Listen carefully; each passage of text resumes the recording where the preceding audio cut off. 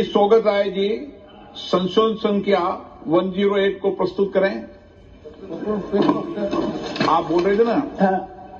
Under Rule 77(2) of the Rules of Procedure, I propose that the Waqf Amendment Bill 2025 be recommitted for the purpose of eliciting further opinion thereon. Okay, माननीय मंत्री जी अब 12-16 पर अपना वक्तव्य दें।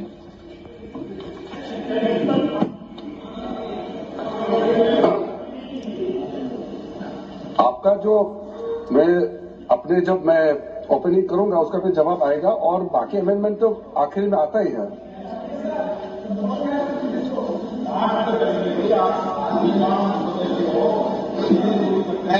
चलिए माननीय मंत्री जी। माननीय अध्यक्ष महोदय, हम सबको बहुत डिटेल में जाने का भी आवश्यकता नहीं है। कमेटी के बारे में उसका जिक्र काफी हो चुके हैं, लेकिन मैं इतना कहना चाहता हूं कि जो कमेटी इस बार दोनों सदन लोकसभा राज्यसभा मिला करके ज्वाइंट कमेटी में वक्फ अमेंडमेंट बिल पे जो चर्चा हुई है, आज तक भारत के संसदीय इतिहास में इतना व्यापक रूप से चर्चा, कंसल्टेशन और समय कभी नहीं दिया है। इसलिए मैं जो ज्वाइंट कमेटी में जितने मेंबर्स दोनों सदनों के लोकसभा और राज्यसभा में जो सदस्य उस कमेटी में थे, मेरे तरफ से सरकार की ओर से मैं धन्यवाद देता हूं, अभिनंदन करना चाहता हूं। अध्यक्ष महोदय जी, कुल मिलाकर के 97,27,772 याचिकाएं ऑनलाइन, फिजिकल, मेमोरेंडम के रूप में, रिक्वेस्ट के रूप में और सुझाव के रूप में पूरे तरह से सरकार ने देखा है। वो जेपीसी के माध्यम से हो या डायरेक्ट दिया हो, हमने सब उसको देखा है। इससे बड़ा कभी भी, इससे ज्यादा संख्या में किसी भी बिल के ऊपर में लोगों का याचिकाएं नहीं आया आज तक। कुल मिलाकर के 284 डेलीगेशन ने अलग अलग समुदाय के जो स्टेक होल्डर्स है, उन्होंने कमेटी के सामने में अपने बात को रखा है, सुझाव भी दिया है।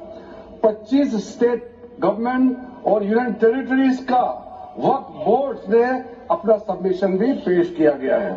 इसके अतिरिक्त कई लीगल लुमिनरीज, विद्वान लोग हैं हमारे समाज में, कम्युनिटी लीडर्स हैं, अलग अलग धार्मिक संस्थाओं का प्रतिनिधि, charitable organisation, civil society, academicians, researchers, policy makers, सब ने इस कमेटी के सामने में पेशकश किया है। उसके साथ साथ मैं कहना चाहता हूं सर, आज जब मैं जो बात रखूंगा आपके सामने में, पिछली बार जब हमने ये प्रस्तुत किए थे बिल को इस सदन में, तब भी मैंने कई बातें बताई थी। आज मैं उसको नहीं दोहराते हुए कुछ बातें मैं जोड़ूंगा और मुझे अपना बात रखने के बाद सिर्फ उम्मीद ही नहीं, पूरा यकीन है कि जो लोग इस बिल को विरोध कर रहे थे, वो हृदय में भी बदलाव होगा। पॉजिटिव सोच के साथ इस बिल में सब समर्थन करेंगे, ये मैं विश्वास के साथ आगे अपना बात रखना चाहता हूं। क्योंकि मैं पॉजिटिव नोट से बात रखना चाहता हूं, तो इसलिए एक मेरे जो मन की बात है मैं कहना चाहता हूं, तो इससे अच्छा संदेश जाए। किसी के बात कोई, अध्यक्ष महोदय, किसी की बात कोई बदगुमान ना समझे, इस जमीन का दर्द कभी आसमान ना समझेगा। ये मैं दिल से कह रहा हूं, क्योंकि अच्छा सोच के साथ, बड़ा दिल के साथ, खुले मन से मैं ये प्रस्ताव आपके सामने में पेश कर रहा हूं। सर, कई लोगों ने अपने तरीके से बातें रखी हैं। किसी ने कहा ये प्रावधान अनकॉन्स्टिट्यूशनल है, गैर संवैधानिक है। किसी ने कहा ये इलीगल है, अनलॉफुल है। सर, ये बिल जो हम लोग जिक्र कर रहे हैं, कोई नया विषय नहीं है। आजादी से पहले ये बिल जब पहली बार मुसलमान वक्फ वैलिडेटिंग एक्ट पास किया गया था 1913 में, तब से इसका इतिहास शुरू होता है। उससे पहले प्रिवी काउंसिल ने 1894 में इनवैलिडेट किया था वक्फ अल औलाद को। बाद में उसका प्रॉपर लीगल फॉर्म में 1913 के बाद फिर 1923 में द मुसलमान वक्फ एक्ट लाया गया था, जिसमें अकाउंटिंग और ट्रांसपेरेंसी के बारे में ये जोर उसको देते हुए ये एक्ट पास किया गया था। उसके बाद 1930 में द मुसलमान वक्फ वैलिडेटिंग एक्ट लाया गया है, जो रीइंफोर्स करता है legal validity of the family वक्फ। परिवार में जो वक्फ होता है उसको जोर देते हुए ये बिल लाया गया है। उसके बाद आजादी के बाद 1954 में 1954 में वक्फ एक्ट पहली बार आजाद भारत का एक्ट बनी है और उस समय स्टेट वक्फ बोर्ड का भी प्रावधान उसी 1954 एक्ट में प्रावधान किया गया था। उस समय से लेकर के कई संशोधन के साथ में 1995 में व्यापक रूप से ये वक्फ एक्ट बनी है। तो उस समय किसी ने नहीं कहा कि ये एक्ट अनकॉन्स्टिट्यूशनल है, किसी ने नहीं कहा उस समय ये अनलॉफुल है। आज जब हम उसी बिल को सुधार के ला रहे हैं तब आपको ये अनकॉन्स्टिट्यूशनल अनलॉफुल का ये शब्द इस्तेमाल करने का आपको ये नौबत कैसे आया, ये सोच क्यों आया? अगर आप सच्चे दिल से सोचते और मन साफ होते तो आप तर्क पे जाते। इस संशोधन बिल में जो जो तर्क है आप उसमें बात कीजिए, आप उसको छोड़ के जो कोई लेना देना नहीं है बिल में उसका बात आप लेकर के लोगों को गुमराह करने का बरगलाने का काम जो किया है उसको मैं शुरू में साफ करना चाहता हूं। अध्यक्ष महोदय जी, 1995 में ट्राइब्यूनल का पहला व्यवस्था किया गया है ताकि वक्फ बोर्ड का कोई भी निर्णय किसी को अगर पसंद नहीं है या उसको चैलेंज करना चाहता है तो वक्फ ट्राइब्यूनल वहां आप जा सकते हैं। उसका प्रावधान पहले बार हुए हैं और उस समय यह भी फैसला हुआ कि 5 लाख से ज्यादा आमदनी किसी वक्फ प्रॉपर्टी में है उसके लिए सरकार एग्जीक्यूटिव ऑफिसर्स अपॉइंट किया जाएगा। ये भी 1995 में शुरुआत की है। अध्यक्ष महोदय जी, ये आज एक ट्रिगर पॉइंट क्यों हुआ है? ये अमेंडमेंट बिल लाने का आवश्यकता सबसे ज्यादा शुरुआत कहां से हुई? मैं संक्षेप में बताना चाहता हूं। 2013 में 2014 में हम सब चुनाव में गए और चुनाव में जाने से पहले 2013 में कुछ कदम ऐसे उठाए गए हैं जो आप सुन करके आप सदस्य के रूप में भी और इस देश का नागरिक होने के कारण आपके दिमाग में यह बात जरूर सवाल उठेगा कि ऐसा कदम क्यों उठाया गया है। सर, 2013 में पहला यह बदलाव हुआ कि इस देश में कोई भी आदमी, कोई भी इंसान, चाहे वो हिंदू हो, मुसलमान हो, सिख हो, ईसाई हो, पारसी हो, बौद्ध हो, जैन हो, वक्फ क्रिएट कर सकता है। सबको मालूम है वक्फ एक मुसलमान का अल्लाह के प्रति अपना एक उसका एक पायस चैरिटेबल रिलीजियस पर्पस के लिए वक्फ क्रिएट किया जाता है, लेकिन उसमें डाइल्यूशन करके 2013 में कोई भी वक्फ क्रिएट कर सकता है। ये प्रावधान सबसे पहले उस समय की यूपीए सरकार ने किया है। दूसरा, आपने सारा वक्फ को स्पेसिफिक कर दिया कि शिया बोर्ड में शिया ही रहेंगे, सुन्नी बोर्ड में सिर्फ सुन्नी ही रहेंगे और कोई भी बोर्ड हो सिर्फ उनके लोग ही रहेंगे, बाकी कोई उसमें आ नहीं सकता है। ऐसा आपने प्रावधान किया। तीसरा, 2008 सर, आप शांति से सुनने के बाद आप जो भी पूछेंगे हमारा रिप्लाई आएंगे ही सर। डिबेट का आखिरी में है, मेरा फिर से रिप्लाई होगा। तो अभी मैं जब शुरुआत में कुछ दृष्टिकोण रख रहा हूं, इसमें कोई हस्तक्षेप ना करे, ध्यान से सुनिए ताकि हमारा डिबेट का स्तर भी ऊंचा रहे और तर्क भी सामने में आ जाए। सर, एक प्रावधान आया सेक्शन 108। उस सेक्शन 108 में यह लिखा गया है कि वक्फ बोर्ड का जो प्रावधान है इस देश में कोई भी मौजूदा कानून के ऊपर में रहेगा, ओवर राइडिंग इफेक्ट रहेगा। ऐसा हमने कानून बनाया है। इस देश में ऐसा कानून कैसे मंजूर कर सकते हैं अध्यक्ष महोदय जी?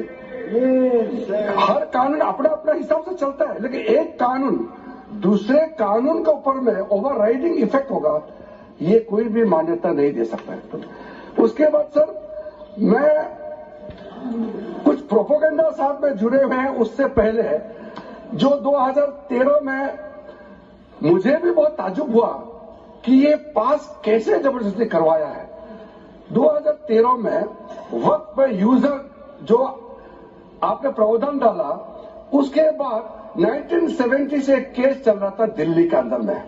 दिल्ली के अंदर में हमारा सीजीओ कॉम्प्लेक्स है, पार्लियामेंट बिल्डिंग है, कई प्रॉपर्टीज हैं, और इसको वक्फ बोर्ड, दिल्ली वक्फ बोर्ड ने क्लेम किया कि ये वक्फ प्रॉपर्टीज है। उसके बाद ये केस चल रहा था अदालत में। उस समय यूपीए सरकार ने पूरा सारा जमीन को डी नोटिफाई करके वक्फ बोर्ड को दे दिया है। 123 प्रॉपर्टी। अगर आज हम ये संशोधन लेके नहीं आते तो जिस सदन में हम बैठे हैं, ये पार्लियामेंट बिल्डिंग, इसको भी क्लेम किया जा रहा था। एयरपोर्ट, बसंत विहार, और अगर नरेंद्र मोदी जी का सरकार नहीं आते, अगर यूपीए का सरकार कंटिन्यू रहता, तो क्या क्या बिल्डिंग को डी नोटिफाई किया जाना था। 123 प्रॉपर्टी को डी नोटिफाई किया। मैं रिकॉर्ड में कह रहा हूं, अपने मन से कुछ नहीं कह रहा हूं, मैं ऑफिशियल रिकॉर्ड का बात बता रहा हूं। अध्यक्ष महोदय, आप काहे को उछल रहे हो? मैं अपने से थोड़ी बोल रहा हूं, जो हकीकत बात को बता रहा हूं। आप आराम से बैठ के सुनिए। आपके दल को और आपको सबको बोलने का मौका मिलेगा। माननीय मंत्री जी,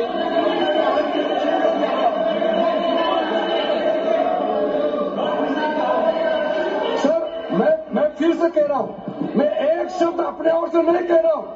जो घटना है, जो हकीकत है, यही कह रहा हूं। इनको इसमें इतना उछालने का, उत्तेजित होने का कोई मतलब ही नहीं है सर। अध्यक्ष महोदय,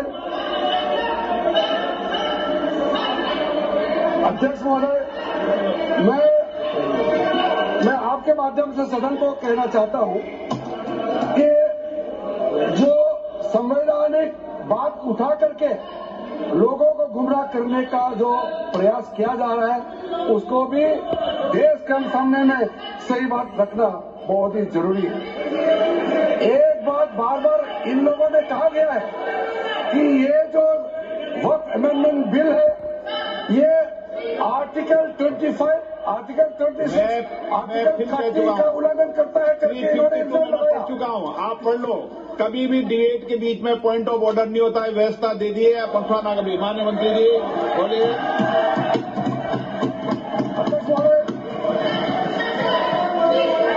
दूसरा विषय इन्होंने समानता का बात उठाया। आर्टिकल 14 का इक्वालिटी को लेकर के उन्होंने सवाल उठाया, उसका भी मैं जवाब देना चाहता हूं। अध्यक्ष महोदय, ये कोई तरीका नहीं है। माननीय अध्यक्ष की व्यवस्था अंतिम व्यवस्था होती है। बोलिए मंत्री जी, आप बोलते जाओ। अध्यक्ष महोदय, क्योंकि मेरा काम खुला हुआ है तो ये डिस्टर्ब हो रहा है मुझे। मैं अभी ये पहल की बात करता हूं। अध्यक्ष महोदय, ये वक्फ बोर्ड का जो काम है, ये बेसिकली वक्फ प्रॉपर्टी को जो संभालने वाले मुतावली और जो वक्फ प्रॉपर्टी को व्यवस्था करते हैं, उसको संचालित करने के लिए ये गवर्नेंस का, सुपरविजन का एक प्रावधान है। किसी भी तरीके से वक्फ बोर्ड वक्फ प्रॉपर्टी को मैनेज नहीं करता है। वक्फ बोर्ड वक्फ प्रॉपर्टी मैनेजमेंट में हस्तक्षेप नहीं करता है। आप साफ साफ सुन लीजिए। अगर इसके पास तर्क नहीं है तो इस तरह यहां डिस्टर्ब करके बहस का स्तर को गिराने से कोई फायदा नहीं है सर। ये कोई तरीका नहीं है सर।